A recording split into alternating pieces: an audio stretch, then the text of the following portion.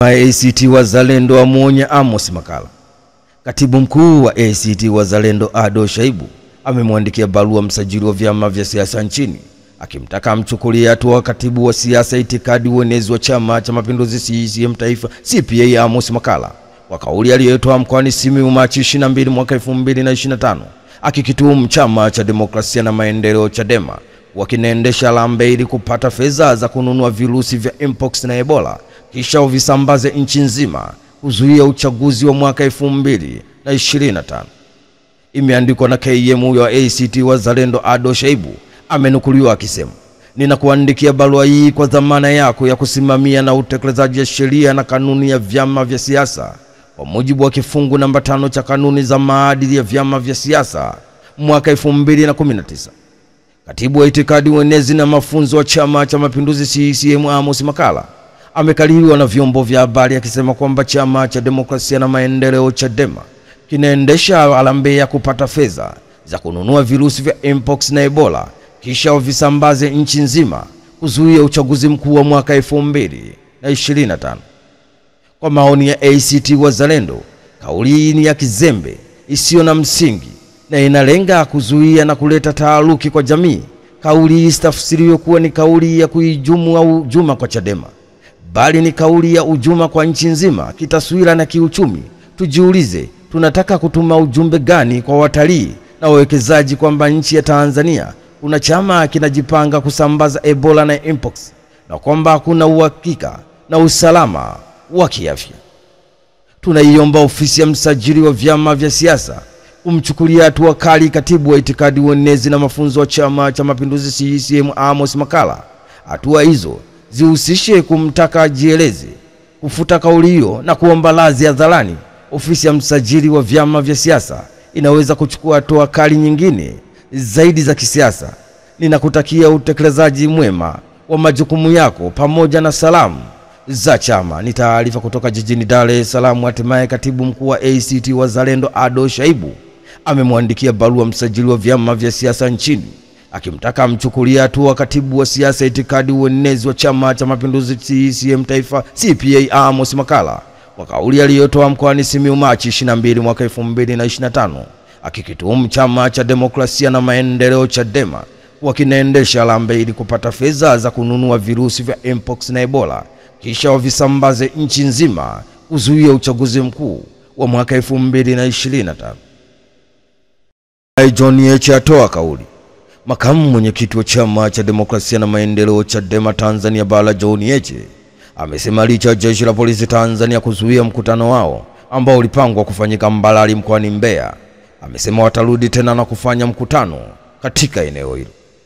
John Heche amesema hayo baada ya jeshi la polisi kuwazuia kufanya mkutano wa ndani pamoja na mkutano wa hadhara katika eneo la Mbalali, wakieleza kuwa barua yao ilionyesha watatakiwa kufanya mkutano Machi 24 mwaka 2025 na sio Machi 25 kama ambavyo wao walitaka kufanya hivyo.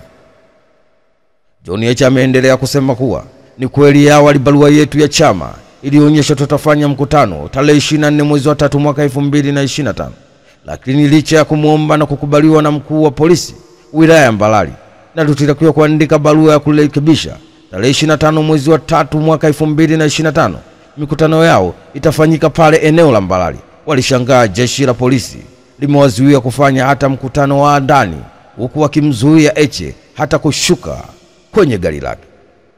Sababu zao ni zile ambazo hazina msingi wala mashiko yoyote.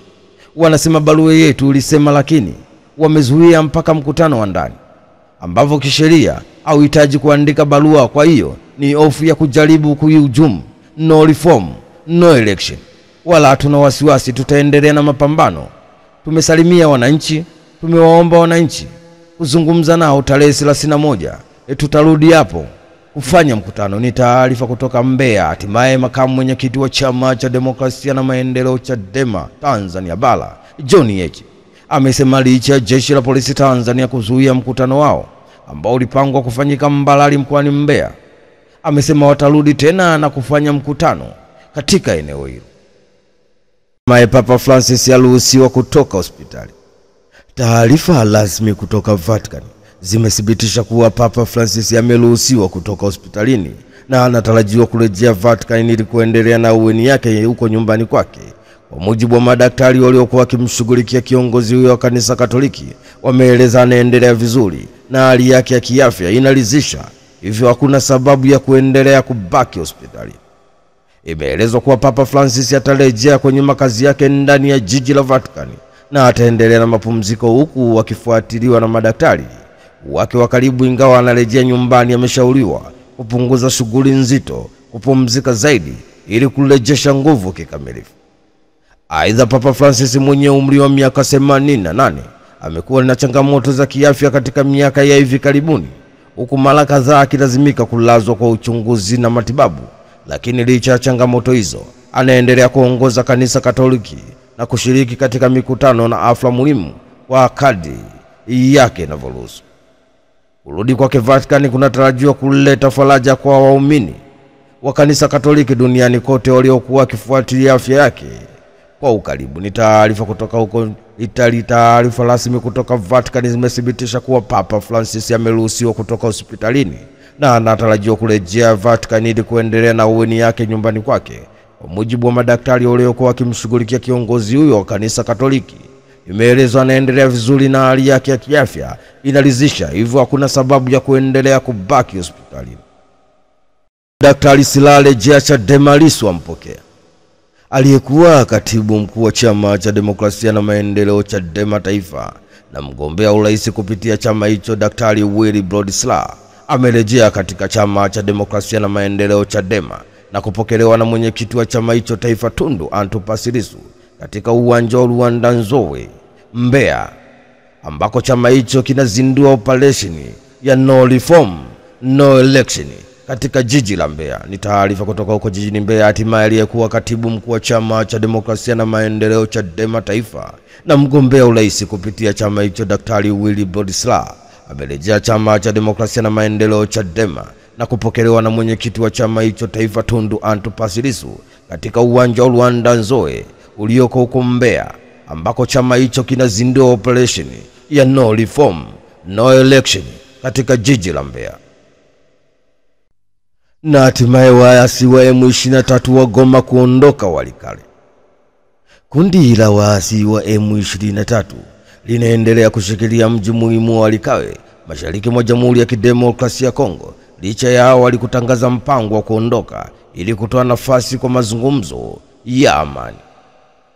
Kundi hilo la M23 lilitangaza Jumamosi kuwa limeanza kuondoa vikosi vyake nje kidogo ya mji wa Walikale ili kuweka mazingira mazuri ya amani na mazungumzo ya kisiasa. Lakini hata hivyo, kundi hilo limesema halitaruhusu jeshi na serikali kurejea katika mji huo wenye wakazi takriban 60,000. Lilionya kuwa mashambulizi ya uchokozi wowote utatafuta moja kwa moja uamuzi mgumu. Wanajeshi wa serikali ya Kongo walisema Jumamosi jioni kuwa watafuatilia kwa makini uondokaji huo wa M23 na watachukua hatua yoyote ya kijeshi, wakiwataka wanamgambo wanaounga mkono serikali wafanye hivyo. Na pili, kupunguza mvutano. Waziri wa mambo ya nje ya DRC Etelese Kainya kwamba alisema wanatazama kuona ikiwa kweli M23 itaondoka na kuipa kipaumbele njia ya mazungumzo. Siku ya Jumapili, wakazi wa duru la kijeshi mjini Walikale waliripoti kuwa hawapakuwa na mapigano yoyote katika eneo hilo liliokuwa linashambuliwa vikali hivi karibuni na ndege za kijeshi za Kongo. Mkazi mmoja alisema walipoamka hali ilikuwa tulivu na M23 bado walikuwa mjini humo. Hata hivyo, mapigano yaliripotiwa kati ya M23 na wanamgambo na wazalendo wanaunga mkono serikali katika mkoa jirani ya Kivu Kusini. Ni taarifa kutoka huko DRC Kongo. Kundi la waasi wa M23 limeendelea kushika mji muhimu wa Walikale mashariki mwa Jamhuri ya Kidemokrasia ya Kongo, licha ya awali kutangaza mpango wa kuondoka ili kutoa nafasi kwa mazungumzo ya amani.